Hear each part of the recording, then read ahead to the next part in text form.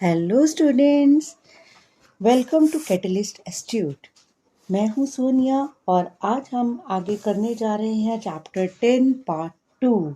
अभी तक हमने चैप्टर के फर्स्ट पार्ट में क्या पढ़ा? हमने पढ़ी उसकी इंट्रोडक्शन, जिसमें मैंने आपको बताया था कि किस टाइप से रिएक्शंस होती हैं, केमिकल चेंजेस क्या है, फिज़िकल चेंजेस क्या है और उन इक्वेशंस उनकी कैसे बनती हैं और उन्हें बैलेंस कैसे किया जाता है। ये सब कुछ आपको फर्स्ट पार्ट में बताया था। तो आज हम उसी को आगे कंटिन्यू करेंगे, यानी कि आज हम आगे करेंगे टाइप्स ऑफ केमिकल रिएक्शंस, मतलब कि कितनी टाइप की केमिकल रिएक्शंस होती हैं। तो उसमें फर्स्ट टाइप आती है, वो है कॉम्बिनेशन रिएक्शंस।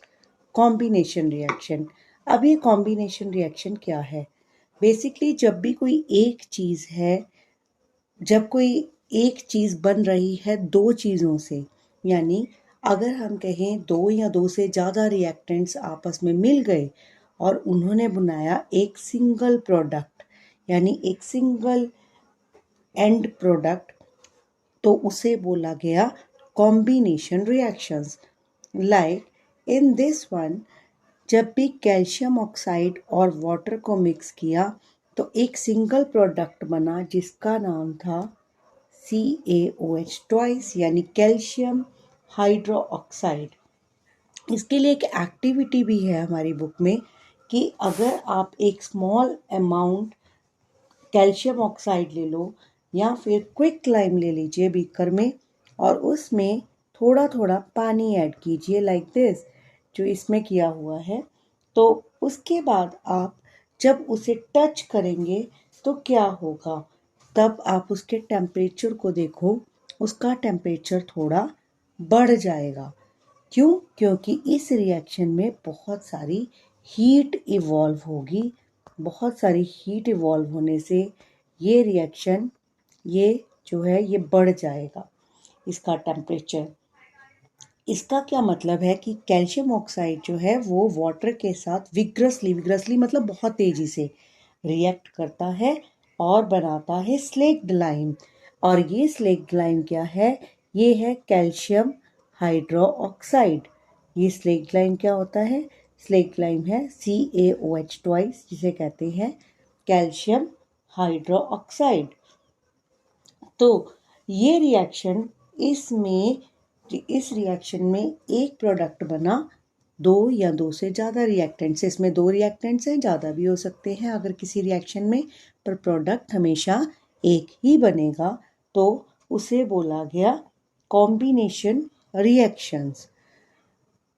अब इस रिएक्शन पर, अब क्योंकि इसमें बहुत अमाउंट में हीट प्रोड्यूस हुई है, इसी तरह से कुछ और कॉम्बिनेशन रिएक्शंस की एग्जांपल्स भी पहले सुन लेते हैं। जैसे कि अगर हम कहें कार्बन है वो ऑक्सीजन से मिलता है तो बनाता है CO2, यानी दो मिलकर बनाया एक, A+B गिव्स C। अगर हम कह रहे हैं कि अगर पानी है वो कैसे बना?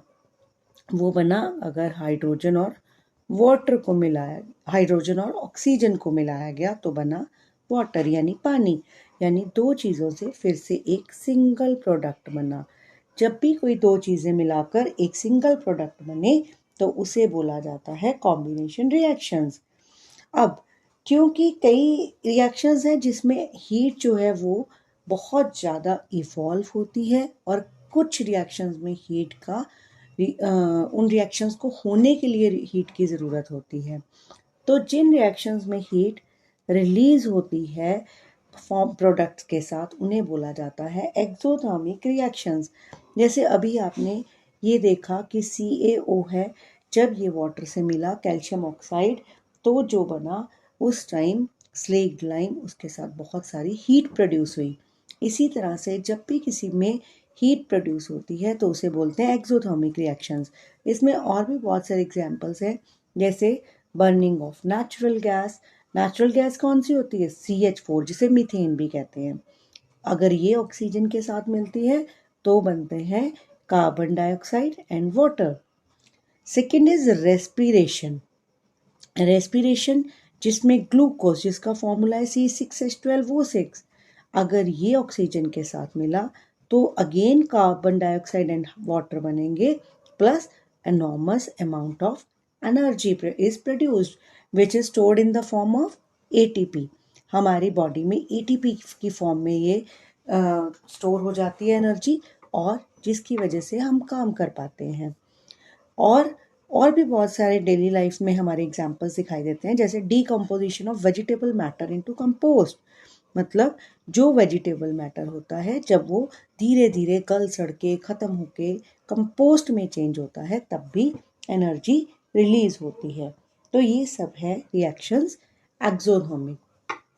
उसके बाद नेक्स्ट टाइप की रिएक्शंस आती हैं एंडोथर्मिक रिएक्शंस। अब ये रिएक्शंस कौन सी हैं? जब भी ये रिएक्शंस होंगी उस समय जब भी रिएक्टेंट्स ने प्रोडक्ट्स में चेंज होना है तो हमेशा वो हीट एनर्जी एब्जॉर्ब करेंगे, सराउंडिंग से एब्जॉर्ब करेंगे। एक्सो मतलब एग्जिट, मतलब हीट एनर्जी आउट, लेकिन एंडो मतलब inside, coming inside means they absorb heat energy from surroundings. For example, melting of ice cubes. आपने देखा होगा जब आइस है उसे आपने बाहर निकाल दिया फ्रीज़र से तो वो धीरे धीरे उसने टेम्परेचर को एब्जॉर्ब किया और वो मेल्ट हो जाती है। और सबसे अच्छी एग्जांपल है photosynthesis.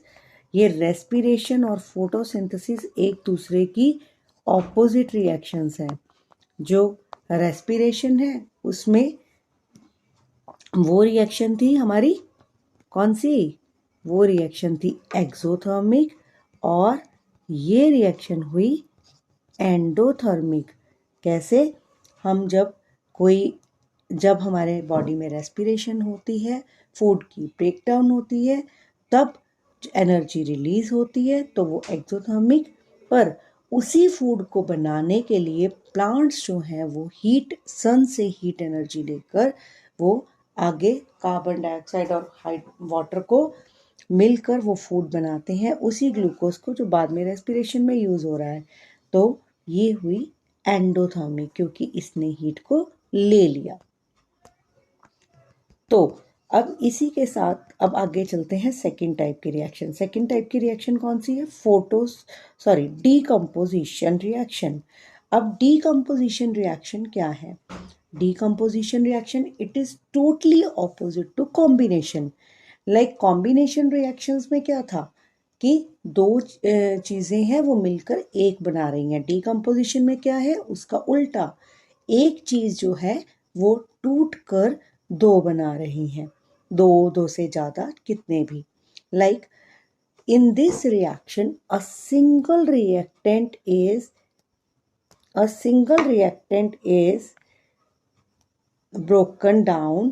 breaks down to give simpler product। तो इसमें जैसे FeSO4 है जिसे बोला गया फेरस सल्फेट, उसे जब हीट किया जाता है तो बनता है ferric oxide plus sulphur dioxide plus sulphur trioxide. दो ऑक्सीजन है तो डाइऑक्साइड, तीन है तो ट्राइऑक्साइड। इसमें एक इसके लिए एक्टिविटी भी की जाती है, ये आपको दिखाई दे रही है, ये इसी रिएक्शन के लिए एक्टिविटी है। इसमें क्या किया गया कि आपने 2 ग्राम का फेरस सल्फेट क्रिस्टल्स लेने हैं एक ड्राई बॉइलिंग ट्यूब में, ये आपको दिखाई दे रही है बॉइलिंग ट्यूब, इसके अंदर आपने लेने हैं। और उस टाइम आप फेरस सल्फेट क्रिस्टल्स का कलर नोट डाउन करोगे, उनका कलर होगा लाइट ग्रीन। अब जब उसे आप हीट करना शुरू करोगे उस बॉइलिंग ट्यूब को फ्लेम में, कोई भी फ्लेम, बर्नर की, स्पिरिट लैम्प की, तब उनका कलर जो है वो चेंज होने लगेगा। तो वो क्या बन जाएगा? वो बन जाएगा ब्राउन। अब ये ब्राउन क्या है? ये ब्राउन बन गया फेरिक ऑक्साइड। पहले थे फेरस सल्फेट क्रिस्टल्स।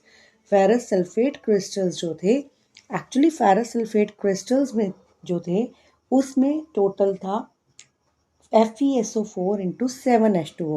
अब FeSO4 into 7H2O क्या था? ये है वाटर ऑफ क्रिस्टलाइजेशन। जो बाद में जब हीट करते हैं तो ये निकल जाता है, ये वाटर लूज कर देता है और ये बना लेता है फेरिक ऑक्साइड। तो ये जो फेरिक ऑक्साइड बन गया, इसका कलर हो गया चेंज। पहले ये था लाइट ग्रीन और बाद में ये बन गया ब्राउन। अब इसमें भी अलग अलग टाइप की आ जाती हैं। अगर हम बात करें, अगर इसमें हीट की ज़रूरत पड़ जाए इस डिकम्पोजिशन रिएक्शन में, तो उसे बोला जाता है थर्मल डिकम्पोजिशन। अगर कोई भी decomposition reaction is carried out by heating, मतलब हीट करने से वो रिएक्शन हो, तो उसे बोला थर्मल डिकम्पोजिशन। इसमें पहली एग्जांपल है decomposition of calcium carbonate to calcium oxide and carbon dioxide. अब कैल्शियम कार्बोनेट जो है, अगर हम कह रहे हैं कि कैल्शियम कार्बोनेट आपने लिया और उसको हीट किया गया, जो कि तब बनता है कैल्शियम ऑक्साइड। जब आपने कैल्शियम कार्बोनेट, जिसे बोला जाता है लाइमस्टोन हमारी नॉर्मल लैंग्वेज में, और इसे जब हम यूज़ करते हैं, इसे हीट करते हैं, हीट करने के बाद बना क्विकलाइम।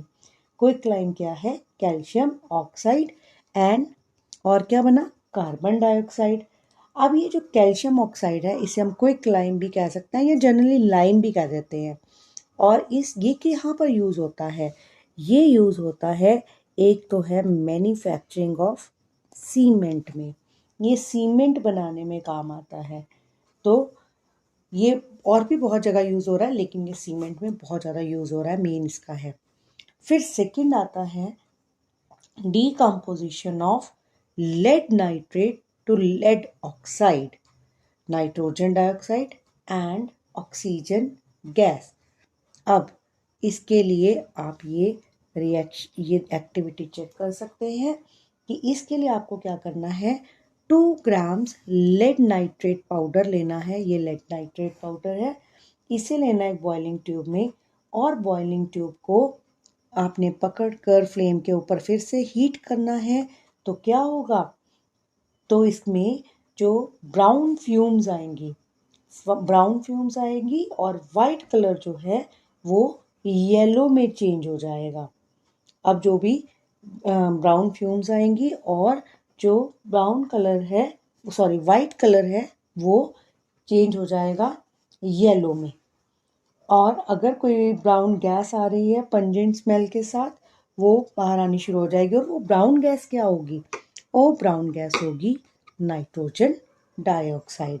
तो क्या होगा बेसिकली, पहले ये वाइट कलर का था, वाइट कलर से ये बन गया येलो कलर का, और येलो कलर के साथ एक गैस प्रोड्यूस हुई पंजेंट, बहुत पंजेंट स्मेल वाली, पंजेंट मतलब तीखी स्मेल के साथ, वो थी ब्राउन कलर की। और ये एक ऑक्सीजन गैस थी जो कि कलरलेस है, इसमें कोई कलर नहीं है। आपने ऑक्सीजन में कोई कलर नहीं देखा, आप रोज ऑक्सीजन ले रहे हैं जीने के लिए भी, लेकिन कलरलेस गैस है। तो ये हमारी हुई डिकम्पोजिशन, थर्मल डिकम्पोजिशन। क्यों? क्योंकि इसमें एक लेड नाइट्रेट को डिकम्पोज होने के लिए हीट की ज़रूरत हुई। उसके बाद कुछ और भी है इसमें एक्टिविटीज़, लाइक आप ये एक्टिविटीज़ देख सकते हैं कैसे, जैसे ये एक एक्टिविटी है, ये क्या है? ये है इलेक्ट्रोलिसिस ऑफ वाटर। ये क्या है? Electrolysis of water. अब इसमें आपने क्या किया, एक प्लास्टिक मग लेना है और उसके बेस पर 2 होल्स करने हैं। उसके बेस पर 2 होल्स करके उसमें रबर स्टॉपर्स फिट कर दो। तो इसमें जब हम कार्बन इलेक्ट्रोड्स डाल देंगे और उन इलेक्ट्रोड्स को 6 वोल्ट की बैटरी के साथ फिट कर देंगे, और फिर उसके बाद इन इलेक्ट्रोड, इसमें मग में पानी भर दिया जाएगा। अब पानी भरने के बाद जो ये इलेक्ट्रोड्स थे, कौन से थे इलेक्ट्रोड्स? ये ग्रेफाइट रॉड वाले, ये जो इलेक्ट्रोड्स हैं, ये इसके अंदर पूरी तरह इमर्स यानी डिप अंदर हो जाने चाहिए, डूब जाने चाहिए। फिर इसमें थोड़ा सा हम डाइल्यूट सल्फ्यूरिक एसिड भी डालते हैं। अब डाइल्यूट सल्फ्यूरिक एसिड क्यों डालते हैं इस मिक्सचर में? ताकि कंडक्टिविटी जो है वाटर की वो इंक्रीज हो जाए। डाइल्यूट सल्फ्यूरिक एसिड क्या करेगा, वो इसकी कंडक्टिविटी को बढ़ा देगा, पानी की कंडक्टिविटी को बढ़ा देगा।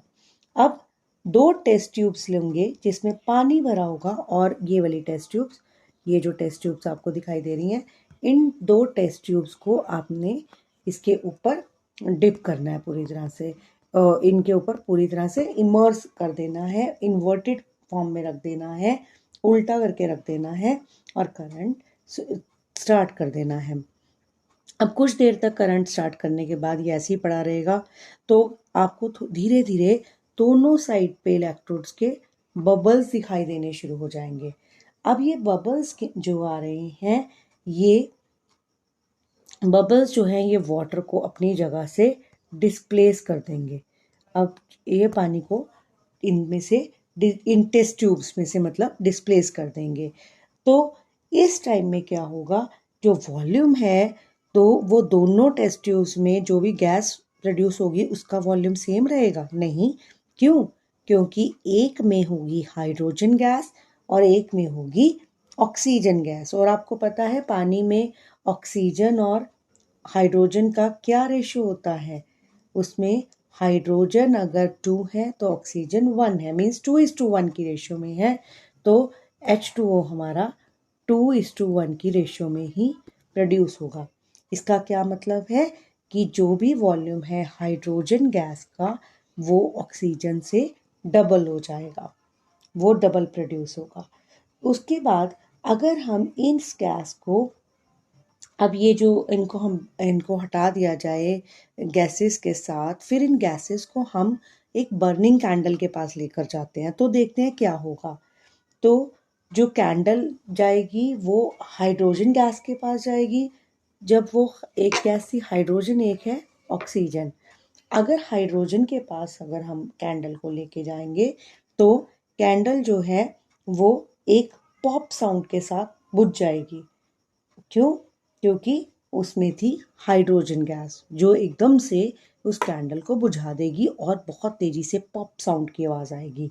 लेकिन अगर वो ऑक्सीजन वाले के पास जाएगी तो वहाँ पर क्या होगा, वो और ब्राइटली बर्न होना शुरू हो जाएगी और तेजी से चमकेगी, क्योंकि ऑक्सीजन जो है it is a supporter of fire, ये आग को जलाने में हेल्प करती है। उसके बाद नेक्स्ट वाली एक और एक्टिविटी दी है इसी के आगे, उसमें क्या कहा, उसमें 2 ग्राम सिल्वर क्लोराइड लिया हमने, सिल्वर क्लोराइड चाइना डिश में ले लिया, और इसको हम बेसिकली इसका नाम दिया गया फोटोलिटिक डिकम्पोजिशन, क्योंकि इसको रोशनी की ज़रूरत है। फोटो मतलब लाइट, फोटोलिटिक डिकम्पोजिशन। तो इसमें क्या हुआ, इस नेल लाइट को लाइट लेकर फिर रिएक्शन करना है।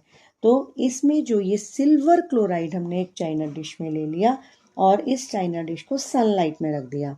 अब ये जो सिल्वर क्लोराइड था पहले था वाइट कलर का, किस कलर का? वाइट कलर का।